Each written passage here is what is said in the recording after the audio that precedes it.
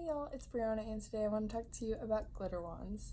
So if you've been around Child Life much at all, you, I'm sure, have seen tons of Child Life specialists with little vial glitter wands on their badge, which when I got my practicum, I was so pumped for a lot of reasons, but mainly because I was like, I'm finally gonna get that little badge glitter wand, just because they work, and I feel like, I don't know, I have been volunteering for almost 7 years, and I'm like, dang, I want like the little IV thing and I want a glitter one on a badge that says Brown Elder CCLS.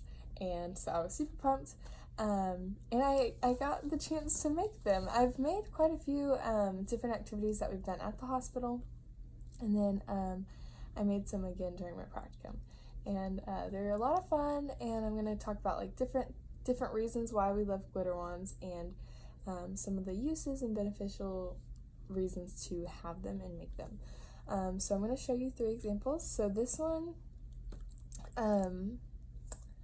you can't hardly see anything, and so a lot of these glitter wands have been, like glitter wands that I've made have been trial and error, as far as like too much food coloring, too much glitter, not enough oil, not enough water, whatever. And so I would definitely say before you do this with a child or a group, to practice on your own, because me and my supervisor sat in her office and practiced a lot before we did this. And it sounds simple, it sounds easy, but yeah, you want it to go good. And like this one is still pretty and still like works, but maybe not the ideal end result. And then this one that I have is massive, but see how you can see the things in it more clearly? So that's kind of what I like about them. But also we're working with a couple different things. This is huge compared to this, so that's part of the difference. But then I wanted to give you like an easy to use application with nothing but like maybe $2 or $3. So this is a pen, because everyone needs pens, and we're going to be working with children and sometimes writing in front of them. And so just to stay in line with the distraction and therapeutic benefits that Child Life does, this is just a fun little glitter pen. It has glitter and I think a flamingo and like a couple flower things floating around in there. And so this is just something fun that I like to use to, I don't know, make the mundane fun and exciting, and who doesn't love glitter? So, there's that. But about the glitter ones, so this one I made actually at my college. We had a Pinterest party, and so this one was water and glycerin, and then there's like rubber bands in there, there's beads, there's sequins, there's glitter, food coloring, and so I like this one a lot because like I put some bees in there, I put flowers, I put like normal beads. And so going back to uses and benefits of glitter wands is distraction.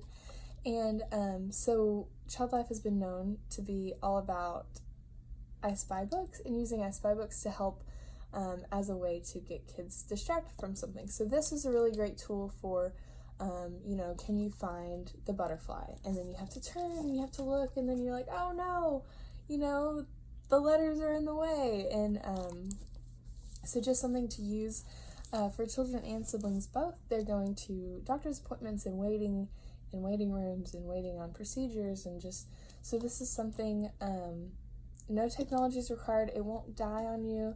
You don't need Wi-Fi to connect to it. You can just have this. Either of these are perfect enough size to fit into a bag. More into making it, they can come in all shapes and sizes.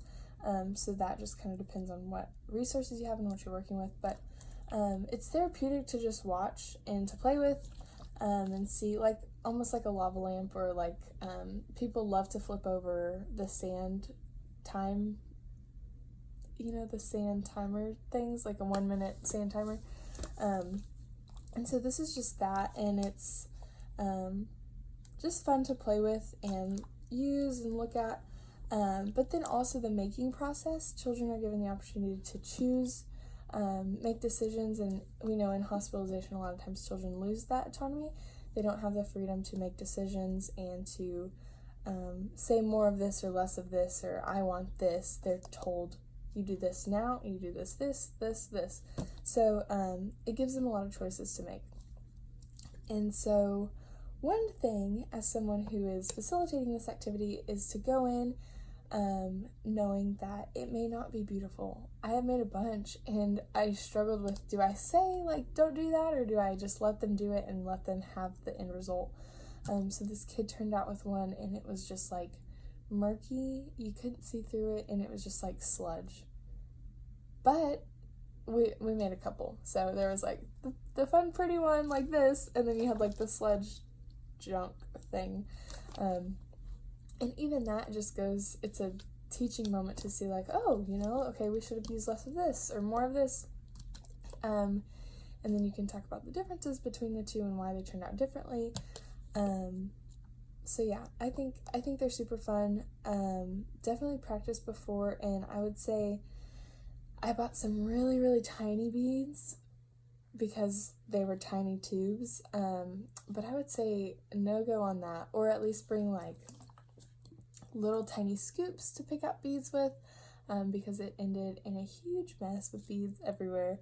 And but yeah, just glitter, sequins, food coloring, beads, anything small. Like, you want some that are heavy weighted like a bead, and you want some that are light like confetti materials. But really, there's no right or wrong way to do it. I will post the way that I made it in the comments below. A funny story about it is I did my practicum at a hospice company, and whenever me and my supervisor were getting ready to make them, we were looking for glycerin, I believe, and everyone was, like, thinking that we were constipated because we often use glycerin as suppositories. And even we went to, like, all these different offices in the office, and we're like, hey, do you have any glycerin? And they were like, okay, like willing to help us, which was nice. But then they all, I'm sure, thought that we both had some really concerning health issues.